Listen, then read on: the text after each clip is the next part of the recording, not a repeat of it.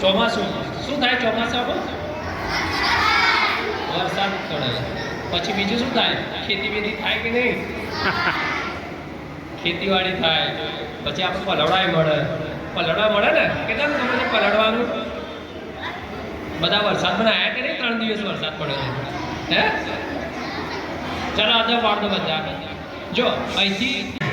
પછી બીજી વસ્તુ કહીએ કે વરસાદ પડતો હોય ને, મમ્મીના ઘરે જો છત્રી હોય તો છત્રી લઈને આવો અથવા રેનકોટ કે જે હોય પહેરીને આવવાનું, પલળીને આવવાનું નહીં. કારણ કે આખો દિવસ તમારા સ્કૂલની અંદર પસાર કરવાનો હોય, 5-6 કલાક આપણે ભણવાનું હોય. પછી ભીના થયા હોય અને બેન પછી શું કરવાનું? મેં તમને શું કીધું? છત્રી રાખવાની, રેનકોટ, અથવા થોડી વાર વરસાદ પડતો હોય તો 10 મિનિટ થોડું વહેલું આવી જવાનું, કાં તો વરસાદ બંધ થાય પછી આવવાનું. કોઈએ પલળી સ્કૂલમાં આવવાનું નહીં. બીજી વસ્તુ કે આવતા જતા રોડ ઉપર જે પૂલ બાજુથી રહે છે, રાવળવાસ, દંતાણીવાસ, પછી કોડના ઘરો છે, એ બાજુ જે રોડવાળો ભાગ છે ને, ત્યાંથી છોકરાઓ હોય, જે આપણા મોટા ભાઈ બહેન હોય, એના સાથે ચાલીને આવવાનું. એમને એમ દોટ મારીને રોડ ક્રોસ કરવાનો નહીં. રોડ ઉપર મોટા સાધનો આવે છે ને, પછી કોકને વાગી જાય, ફ્રેક્ચર થઈ જાય, ઊંધું કાઢીને દોડવાનું નહીં. સ્કૂલમાંથી છૂટ્યા એટલે ઘરે પહોંચી ગયા, દફતર મૂક્યા, પછી થોડી વાર રમવા જાવ તો ભલે, બાકી રોડ ઉપર દોડતા દોડતા મસ્તી કરતા કરતા કોઈને મારવાનું નહીં. કારણ કે અત્યારે ઘટના બને છે ને, ખતરનાક ઘટનાઓ બને છે સ્કૂલની અંદર.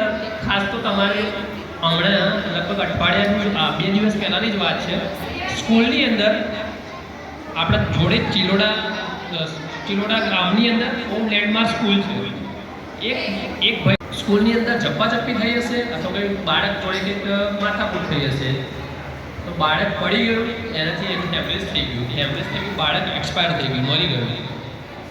તો એવું થાય, આપણી સ્કૂલનું નામ બદનામ કરવાનું છે કોઈએ નહીં કરવાનું. આપણી સ્કૂલ કેવી હોવી જોઈએ? ગૌરવવાળી હોવી જોઈએ. કોઈ મસ્તીખોર બાળકોને ખાસ ભાઈ સૂચના, જો મેડમ અથવા સાહેબ જો જોઈ જશે ને તો આખો દિવસ અંગૂઠા પકડાવજો મેડમ, બાકી કોઈએ મસ્તી કરવાની નહીં.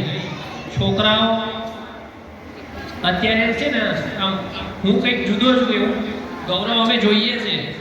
મસ્તીખોર ઘણી વાર અમારે દવાખાને પણ આપતા હોય છે ને, તો સીધા રહેતા નથી હોતા.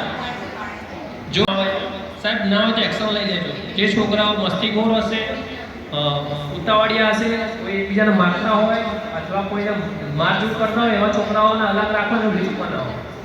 જો એવા છોકરાઓ હશે તો પછી તમારા વાલીને બોલાવી સાહેબ મીટિંગ કરશે. પછી જવાબદારી સ્કૂલની ના રહે.